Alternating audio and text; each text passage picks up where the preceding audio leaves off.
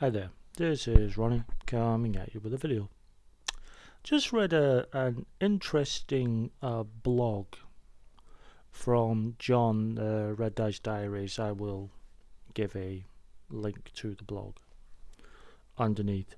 He entitled the blog "Engage Smug Mode," and from what I can gather from it, the genesis of it was a conversation about why is it certain people will only play D&D. And certain people were coming out with answers that came across as kind of smug, and it got John thinking: had he been one of those people himself? Had he been smug? I can't answer for John. He's never come across as smug to me. He's just straight down the line, tell you as it is kind of guy. Decent bloke. Met him, nice guy. Anyway, so it got me thinking about not just why do people only play D&D, but why do people only play a particular game? And I think there are a couple of possible answers. And it has nothing to do with the sort of negative, sort of smug responses that you hear. One of them is it's the only game that they've heard of. This is certainly can be true of D&D, maybe it can be true of, say, Pathfinder as well. That maybe they haven't heard of other games, so they haven't tried them. The other possibility, and a very real possibility, is they like the game that they play, they like the system that they play, and they're enjoying that game, and they're enjoying playing that game. So why play another? And I get that. I get that completely. I've said this on other videos. Quick recap on this is a friend of mine, her and her husband, they play AD&D First Edition. He runs, she plays. And it's because he's really... that's the game he grew up on. He understands the rules. Very happy to play it. Loves playing it. Doesn't see the need to change. Why should he? And I agree.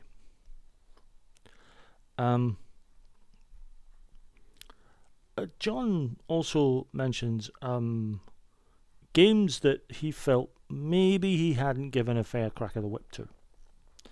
And do I have any that... and it made me think, do I have any that fall into that category, or have I had any that fall into that category? I have to say there's only really one, and it's one that John lists, and that's Shadowrun. And that is simply because I just found the system, the rule system, for me, was too convoluted. I've looked at second edition and fourth edition, and whilst I think fourth edition is an improvement on second edition, I still find it overwhelming. And I think part of that is the fact that I am not as literate on cyberpunk as I am on general sci-fi or fantasy or horror or any of the other genres. I'm not as literate on cyberpunk, so a lot of the terms I find difficult to grasp and so on, and I think that's why I've never really gotten into Shadowrun. Funnily enough, I'm setting up to run a game of Interface Zero for Savage Worlds, so I'm just going to have to swallow my illiteracy on Cyberpunk and get on with it.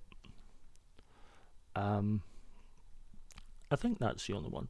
Oh, there was a game that I had years ago called Immortal, which I bought. I had been looking to get Nephilim and it wasn't in the shop at the time, so I picked up something that looked kind of similar called Immortal, and I think it was just badly written, or just it was very confusing, and I just couldn't get my head around it.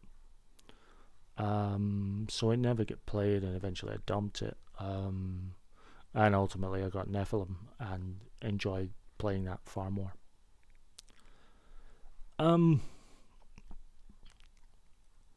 I would say if you are someone who has only played one game and you're quite happy to play that one game, great. If that's the game you love, then no one should tell you not to play that game, or you're somehow missing out.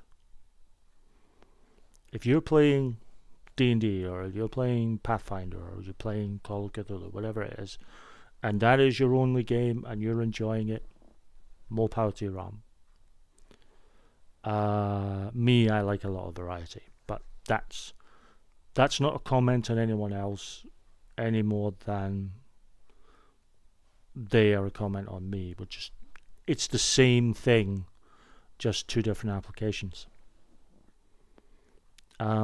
If you only play one game and you're happy playing one game, then that is fine.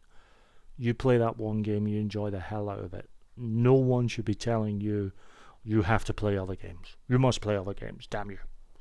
You know, don't listen to them because they're talking out their backside. If, however, you've been playing one game and you see another game and it looks interesting, but for some reason you're pausing, maybe because it's not the rule system you know, it's not a genre that you know. If it looks interesting, I would say take the plunge. If it's a really well-known system, go to drivethrurpg.com. What has tended to happen over the years is that people have been bringing out quick play sort of starter rules, very sort of cut down version of rules to give you a flavour of what the rules are like for a game. See if there's one for that rule set on DriveThru. You might have to pay a couple of dollars for it, but you know. And give that a read through and see if the rule system and the background it's trying to evoke does interest you. If it doesn't, then you've only wasted a couple of dollars.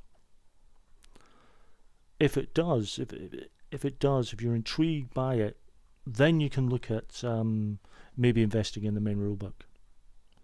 That way, you're not sort of jumping in blind. You can actually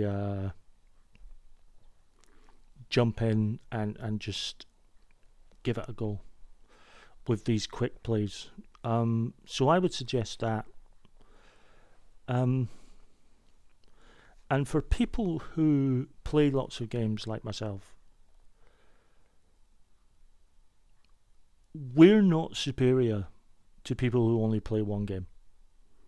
We're just different. We play many, they play one. There's nothing wrong with either. And we need to sort of embrace people who have one game, they like it, they love it, they're enjoying it, they're playing it. Wonderful. Um, you know, so a little solidarity to all our gamer friends. If you like a game and it's the only one you're playing, more power to you. If you like lots of different games, you like the variety and the challenge, more power to you. Nothing wrong with either viewpoint.